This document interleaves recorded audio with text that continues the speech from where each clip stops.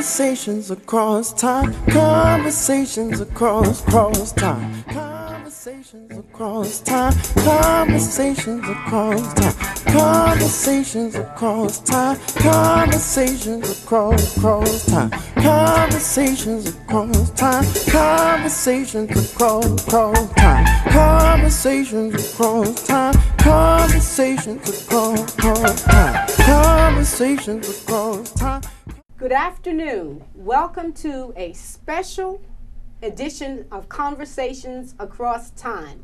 This is Conversations Across Time Special Election Coverage 2016. Today we are joined by two gentlemen that I think you're going to learn a lot from. We have as our first guest President Lyndon B. Johnson, 36th President of the United States. Welcome, President Johnson. My pleasure, ma'am. Joining us also is the civil rights icon and martyr, Michael Schwermer. Mickey Schwermer. May I call you Mickey? I want everyone to call me Mickey. Thank you. Welcome, Mickey. Hi, I'm Mickey Schwermer. I became the director of CORE, Congress for Racial Equality, in New York City. My wife and myself moved to Meridian, Mississippi to organize African Americans to register and vote. With my friend James Chaney and Andy Goodman, we investigated a church bombing and were arrested by the Southern Police. Upon our release from prison, from jail, we were followed by the sheriff and the Ku Klux Klan, and we were murdered viciously. We tried to organize people. We believed that the voter registration was the way to true democracy in this country, and I am pleading with everyone not to let my death be in vain. Please vote.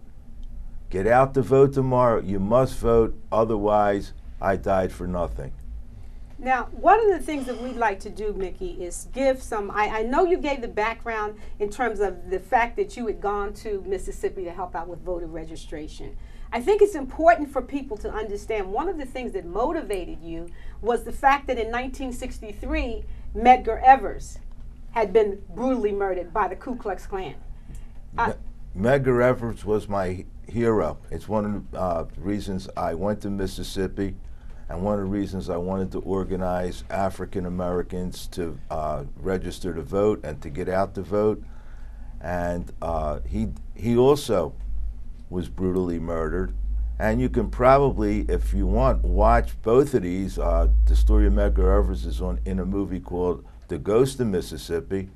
And our story, myself, Andy Goodman and James Chaney, is in Mississippi Burning. So they're two great movies that portray what happened to us.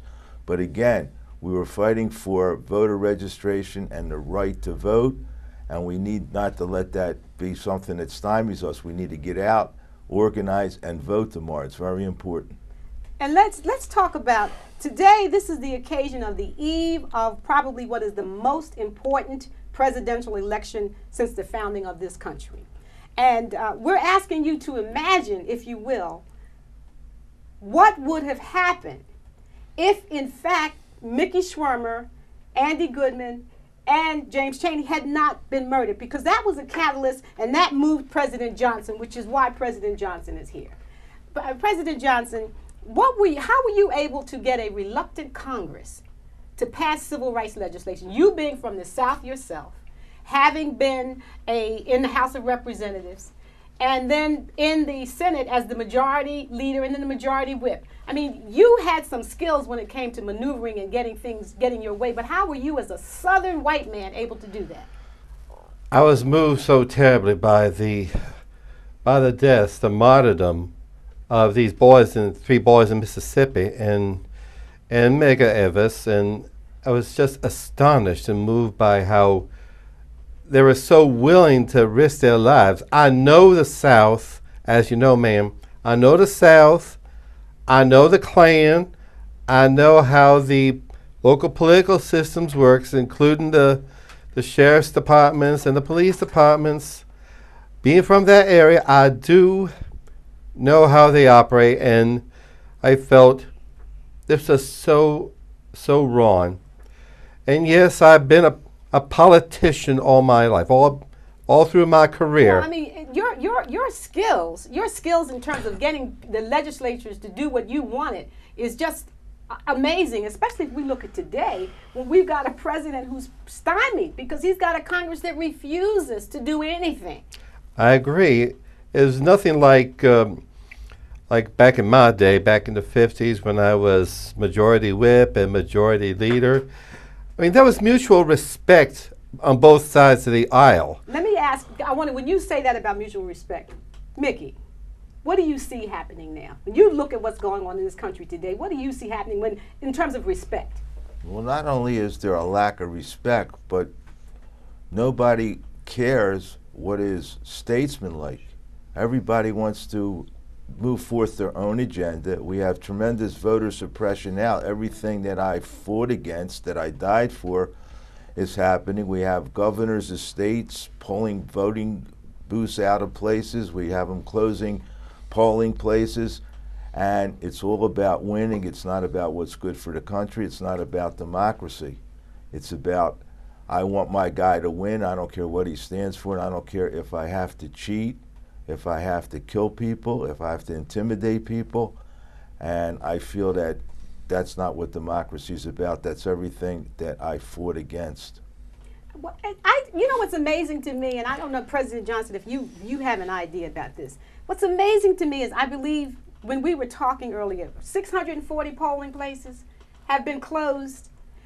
I mean, the whole movement, the souls to the polls, the governor in North Carolina has been part of suppressing. He's been part of trying to shut down early voting, which in many cases, because of the voter ID laws, which we'll talk about, because you were able to get significant legislation passed in terms of after Mickey was massacred. That's really what it was, because I don't think most people understand, you know, in the South, the way that blacks were punished, black men were punished is they were hanged, but also women were hanged. So what they did is after Mickey... I don't even like to talk about it. Yeah. After Mickey and Andrew and James were killed, they were beaten, they were shot, they were stabbed, and then their corpses, the Klan hanged their corpses. I mean, and I believe there was some notion that, and who was it that said, well, if you want to come down here and try to help niggas, we're going to treat you like niggas. I mean, that's the language that was used. It's insulting, but that's the language that was used. Yes, that is how the Klan has operated, continues to operate, ma'am. And I agree the African American people have advanced in many respects, but there's unfortunately, some white people who feel that their white skin should entitle them to some privileges, and it doesn't. And may I take this opportunity, ma'am, there is my white fellow Americans, to reach out to your black and other non-white neighbors and respect them as your fellow Americans.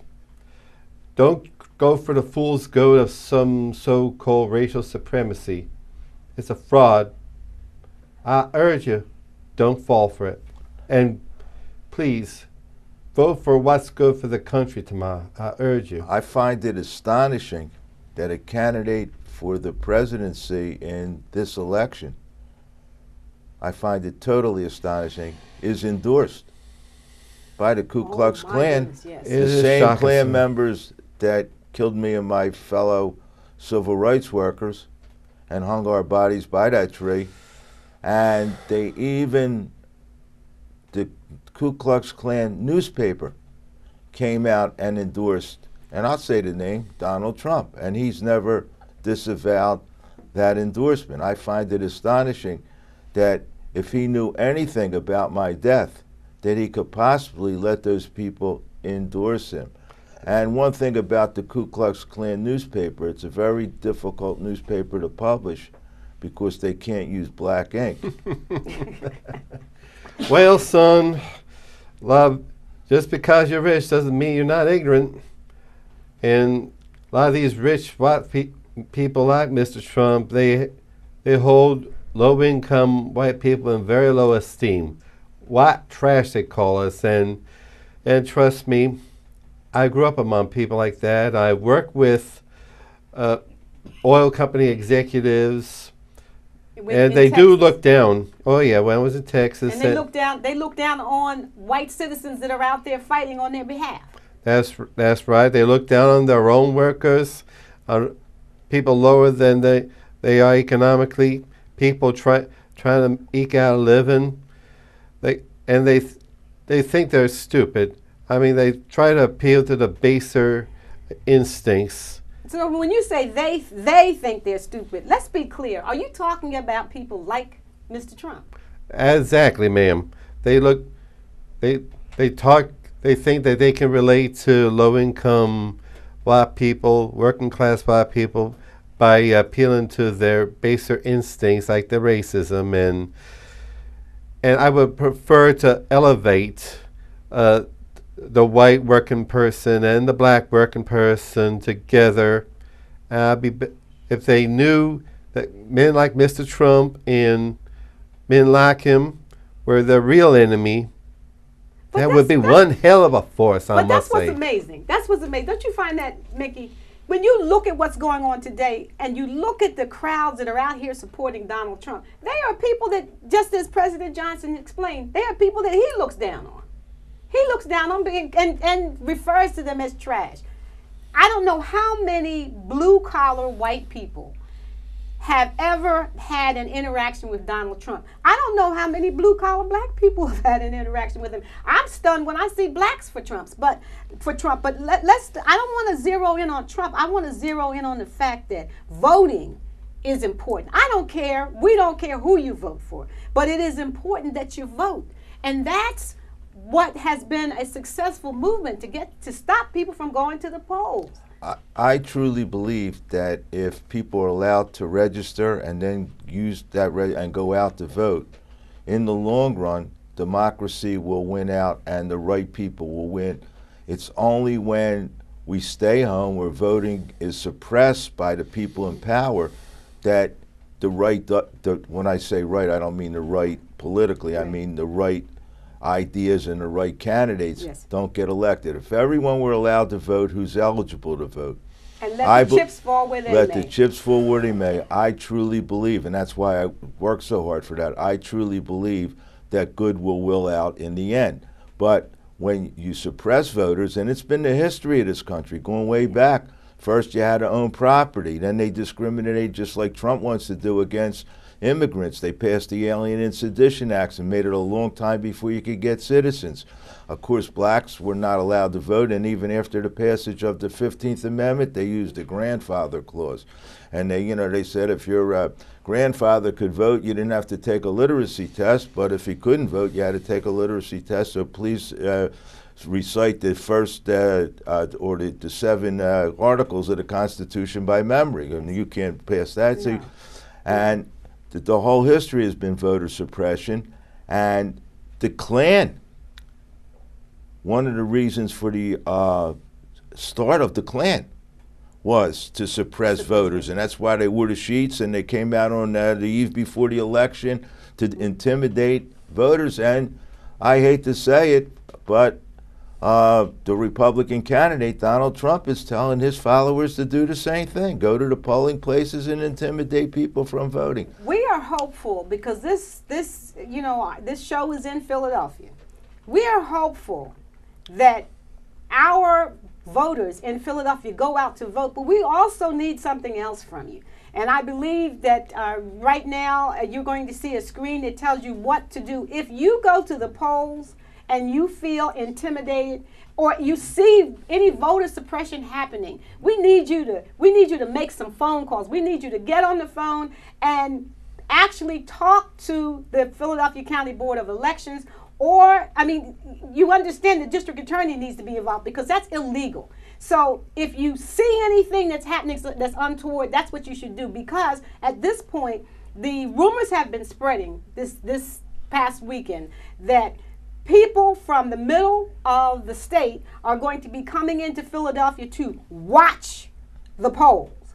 Now, you know that in the middle of the state is the largest Ku Klux Klan chapter in the country, in the middle of Pennsylvania. So it is concerning to us that it may very well be that we have these people showing up to watch what's going on at the polls, carrying guns, because all of these people have licenses to carry. Now, see, that's another piece to it. We could go in so many different directions when we talk about gun violence. But what do you think will happen? I don't believe that someone from the Klan would be stupid enough. Stupid would be what they would have to be to show up in North Central Philadelphia with guns trying to intimidate people from voting. But at the same time, they probably will feel comfortable with showing up where they think there's going to be a turnout and there's a milder population of African Americans. But we have to be mindful, so I want you to make sure, write these numbers down. If you see anything, what you need to do is get on the phone immediately and make some phone calls. Do not engage these people. We don't want that to happen. We want peace, but we want to make certain people vote. President Johnson. Yes, ma'am. The civil rights legislation, you passed a good many acts. I certainly have. You got a lot passed, but the Voting Rights Act, I'd like you to, were you able to use the energy of these congressmen in order to get them to pass this legislation? Because, and I have to say this to you, because the victims, two of the victims were white. I mean, as long as black people were being lynched in the South, I don't believe you would have been able to get these Southern legislators to vote for civil rights, for a Voting Rights Act, and any civil rights legislation. Did that play a part in how you were able to come about convincing these people to do this? Well, it was helpful, madam. However, there would have been, I know the Southerners in Congress, and there wouldn't have been very much sympathy for what was called, please forgive me for using the phrase, nigger lovers, working with what they called niggers, trying to organize them and have them register to vote. There would have been very little sympathy. However, there is enough goodwill throughout the country. All people of goodwill of all races in the country that were mobilized to get the Congress to do the right thing at last. But you know, one of the things that was probably important is that the sheriff in Meridian, Mississippi was also a member of the Ku Klux Klan. He's actually the person who literally turned Mickey over to the Klan. He was a member of the Klan himself. Yes, and there is an overlap in the Klan with some law enforcement, and from what I understand, some of the military. So I believe that it came to be a federal issue simply because of law enforcement officers being engaged in this racism that we were talking about, in the brutality. That makes it a federal issue. That is true, and unfortunately, Mr. Hoover, who led the FBI, was no fan of African-descended people either, although I've heard rumors that he jumped the fence, if you know what I mean. President Johnson, and there was a law passed, I think it was 1871, it was called the Klan Act, that banned any type of intimidation by the Klan. In fact, I believe a federal judge has just invoked that act this year to stop some of Trump's supporters from going to the polls, and it actually was called the Klan Act. And as we know, many public officials, sheriffs, governors, Hugo Black was a member of the Klan before he was on the Supreme Court. Yes. So that was not uncommon.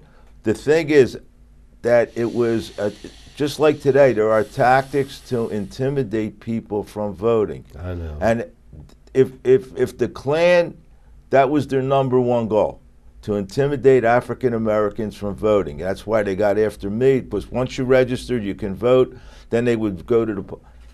So if that's what they want to do, we have to do the opposite and get out the vote. If their goal is to stop the vote, we have to press the other direction and get out the vote. That's how we stymie them. That's right. I'm always moved by a story related to one of my mentors, our great President Franklin D. Roosevelt. It seems that a group of citizens approached Mr. Roosevelt and said, "Mr. President, we have this issue," and they explained the issue to him, and he listened. And after listening to him, Mr. Roosevelt said, "All right, you've convinced me. Now go out there and make me do it." That is how change is effected. And don't worry, son. We'll see that your martyrdom and the martyrdom of your friends is not for waste. Please, my fellow Americans, get out and vote. You know, one of the things that is disturbing to me is when I hear young people who are saying, well, I don't like either candidate, so I'm not going to vote. That's terrible. And of course, if you don't like either candidate and you decide that you are not going to vote, you actually are voting for one of those candidates. I'm saying this Very to you, I'm foolish.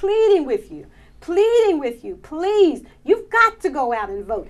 We're not telling you who to vote for, but what we are saying to you is that if you have any concerns about what this country is, what it stands for, what we mean, you have to vote. You've got to vote because you know what? There are people, there are martyrs. Mickey Schwermer gave his life. President Johnson knew when he signed the Voting Rights Act. He knew that that would mean the end of the Democratic Party in the South for, he said, what, 2 generations? Yes, that's about right, ma'am. You said 2 generations. That is true. Longer than that. And now it's been longer than that. It's been longer than that. You were president. Your presidency ended 1968. Here we are. Yes, well, I felt like there was no other right thing for me to do. There's an old saying that a politician thinks of the next election and a statesman thinks to the next generation. I felt I just That's had a wonderful saying. Would you repeat that? a politician thinks of the next election and a statesman thinks of the next generation. I thought That's really wonderful. I had to be a statesman. At that juncture of our history, I had to be a statesman. And it was the only right thing for me to do, madam. And please, my fellow Americans, you do the right thing. Get out and vote. One of the tragedies of all this is that change only occurs through violence. So I had to die. Yes. My fellow civil rights workers had to die. Bull Connor had to put the dogs and the fire hoses on the protest marchers. Unfortunately, you have to use that type of violence and that type of to afford change. And I would like a country, and if we all vote, I think we can do this, a country that doesn't need violence to make progress, a country that doesn't need people to have dogs sigged on them or fire hoses squirted on them. That if we all vote and we all vote our conscience, we'll have a great country, but we all have to vote and we all have to vote our conscience. That is true, son. I'm reminded of something that you said about dying in vain, and the line from the Gettysburg Address that, and I'm going to ask for help with that, but that these Dead have not died in vain. That these dead have not died in vain. One nation. Yes. Freedom. Yes. Of the people, by the people. By the people and for the people. And it can't be by the people and for the people if we don't vote. That's right. That's right. And I do fear that we may be going down that route again, another civil war. But a lot of these Klansmen, like you said, they wear the the hoods because essentially they're cowards. Yes, I must say they are cowards. They want to wear their hoods to do their dirty work in the evening and be respectable citizens in the daytime.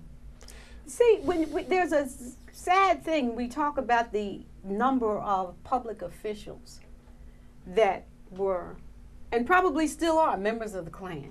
I mean, I don't think that's changed since your death. I think they're probably more sophisticated. I am sure that Jeff Sessions, the senator from Mississippi, is a member of the Klan. We know Hugo Black, and he became a Supreme Court Justice, was a member of the Klan. And so was but so was one of my mentors, Robert Byrd, the distinguished senator from West Virginia. He was a Klansman. Right, and for sure Strom Thurmond. So, but it was politically expedient, and it's still today, it's politically expedient for Donald Trump to accept their endorsement. David Duke endorsed them, and David Duke's running.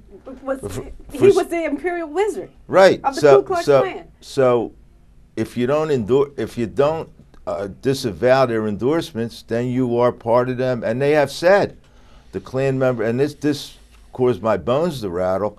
They have said, we love Trump because he allowed us to come out of the closet. Now our views are acceptable. The white race will rise again. And like I said, I fear another civil war.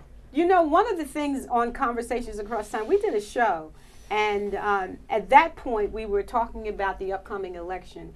And I believe I did ask, we had Countess Berthold on, who played a good German.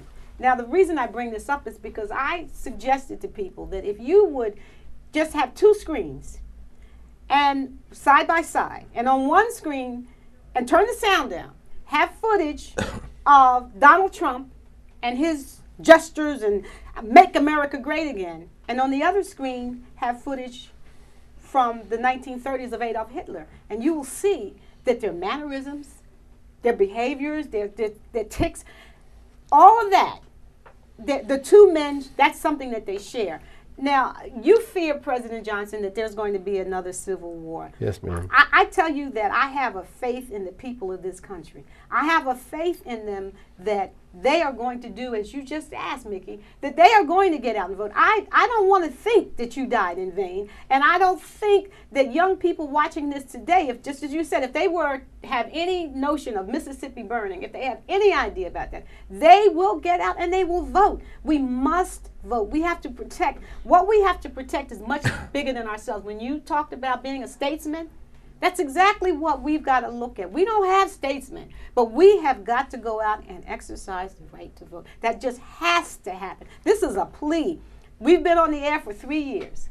For 3 years, we've been fighting this battle, and we're telling you that right now, this is the moment. This is the moment. Yes, it's true, ma'am. And it's true, son. This is the moment. We must get... I urge you, my fellow Americans, I will not tire of saying this. I urge you to get out and vote. There are young men and women like Mr. Schwermer here who die for your right to vote. I urge you, please, don't let it be in vain. Now, Mickey, you know, you were how old when you went to Mississippi? I was in my early 20s. So you were the equivalent of a millennial today. Yes, yes. I didn't think like they did, but I was the equivalent of them. Yeah, yes, yeah. Yes, absolutely. And at that time, that's what this country was. I mean, there were young people like you. Later on, we're going to have a dear friend of mine, fellow civil rights worker, with me, a member of Cecil's People, for the late Cecil B. Moore. We come from a background of fighting for what is right. We had statesmen in office who fought for what was right and who did the right thing. But now it's incumbent upon us to get these young people, these millennials, to understand that you were a millennial when you lost your life. You were a millennial when you gave up your life in New York to go down to Mississippi with your wife. It wasn't just you. You took your wife. No, my wife was part of Corps and she worked right with us, yes. Unfortunately, she did not go to investigate the church bombing, and so she was spared. Yes, yes. But we think about that, and we think about our ability to sit here now and talk to the audience, talk to Philadelphia and say to them, you have a chance to make this right. You have a chance to make Mickey Schwermer's life mean something. You have a chance to make John Lewis mean something. You've got a chance to make the sacrifice that President Johnson made mean something. It's up to you. It's up to you. And I'm not going to be angry with you, but I am going to implore you. Go out, exercise your right to vote, or else this is all for naught. Everything that we fought for, everything that you pushed through, everything that you died for is all for naught if you don't vote. And I don't know any other way to say it to you. Get off of the sofa, put down the pad or the iPhone or the whatever it is that you young people like to use, and march yourself. And just don't go to the vote yourself. Take your grandmother. Take your grandmother with you. She'll be happy to see you. Go visit her. Take your grandmother with you to the polls. Escort her to the polls, because you have got to do something for her, because she knows what this struggle is about. Conversations across time. Conversations across time. Conversations across time. Conversations across time. Conversations across time. Conversations across time. Conversations across time. Conversations across time. Conversations.